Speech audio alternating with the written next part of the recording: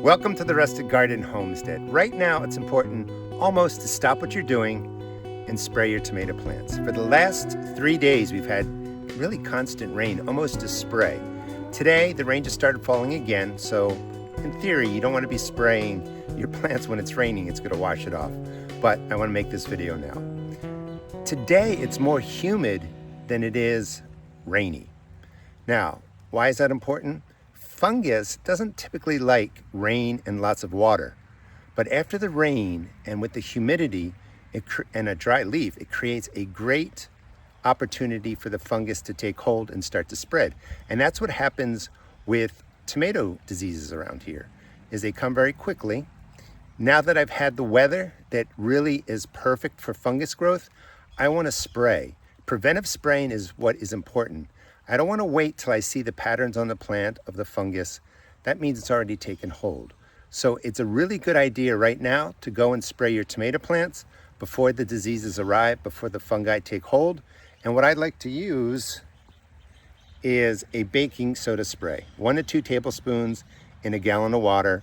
I also use hydrogen peroxide, but that's more for cleaning the plant leaf. What I want to do now is use any antifungal that's going to contact the leaf, stay on the leaf for a while, and prevent the fungus from showing up. And if you want to check my linked video, I talk more about hydrogen peroxide and how to use it. It's an amazing spray. It's really changed how I can grow tomato plants in my garden. But for right now, I want to get the antifungals down. Let's walk through the garden. And you can see I'm in the midst of really changing everything over from my cool weather crops to the warm weather crops. But I'm really stopping what I'm doing, and I'm going to spray the plants, because a day or two later, it's not going to be too late that your plants are dead, but a day or two later, the fungus can take hold. So get those sprays out now. This is the recipe I'm using. Baking soda raises the pH of the leaf, and you can use it too. Here's my pepper bed. You can use it on your pepper plants. The disease that comes first really attack my tomato plants, so I'm going to concentrate on spraying them. One thing that you don't want to do is panic and spray an antifungal on every single plant in your garden. You have to learn how the fungal issues, the diseases show up in your garden, and what plants get affected by the different diseases when they show up, and that dictates when you're going to spray. So right now it's really about tomato plants. 1 to 2 tablespoons in a gallon of water. Really important that you test spray. Even though I use this, other people use it. Sometimes sprays cause damage. So you want to make your mix, spray your plant, wait 24 hours.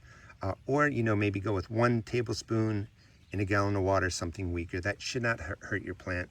There is an urgency when the temperature is right and the humidity is right and all that to get your sprays out there. But don't forego test spraying, because I've damaged plants before by making a batch of something, spraying everything, and then it damages the plant. Baking soda is pretty safe. Hydrogen peroxide we're not going to use today. Find that video linked in the video description. You can see all the water that is in my garden from all this rain, and today it's really supposed to stop. So the humidity is going to be there. All right, let's get to the spraying. Here's my first group of plants, looking good, really green, no fungal issues on the leaves. When you come over to this guy, this plant wasn't doing as well. It was kind of weak and yellow. And when the plant is weak, you're going to see things that look like a disease, and it could be a fungus, but it's usually something that attacks weaker leaves. What I'm looking for are black circles on the leaves, tiny circles, like brown rings within brown rings, concentric circles with a yellow halo around the circle. That's an active fungus. I don't have that, but I don't want to wait for that. I want to get the sprays down. I'm using a 1-gallon sprayer. Any kind of sprayer works really well. I tend to keep multiple sprayers, and I just write the recipes right on there so I don't have to keep looking them up. So we're going to get in and we're going to just spray the antifungal all around. Underneath, just really cover the plants. And, we'll go to the other side. Coming over here, doing the same thing. And with the baking soda, you're really changing the pH of the leaf so the fungus can't take hold. You can use a wettable sulfur spray. That does the opposite. That lowers the pH. That makes the leaf more acidic. I also have some milk in here, which I'm not going to really recommend right now. It's a test. of changing up my antifungal with something else. And I love to experiment, so I encourage you guys to experiment. You can mix milk and baking soda together, but it's not wise to mix like hydrogen peroxide with the baking soda. That's not going to work. All right, that was just a quick side note. You just want to get in with your sprays and spray. Baking soda raises the pH. Wettable sulfur lowers the pH. You can use any antifungal that you want, and you're using that again to change the leaf surface so the fungus can't take hold. And luckily the rain is stopping now. These are my cherry tomatoes, and I'm growing them differently. It's going to be really sort of a dense growth of cherry tomatoes, almost like a hedge growing up this cattle panel. Because there's a lot of dense growth, the humidity stays around the leaves. The moisture from the soil kind of rises, keeps that environment perfect for the fungus. So I really want to get in to these guys and spray. So we're spraying preventatively, before the disease arrives. You want to probably spray every 7 to 14 days. The conditions are going to vary garden to garden.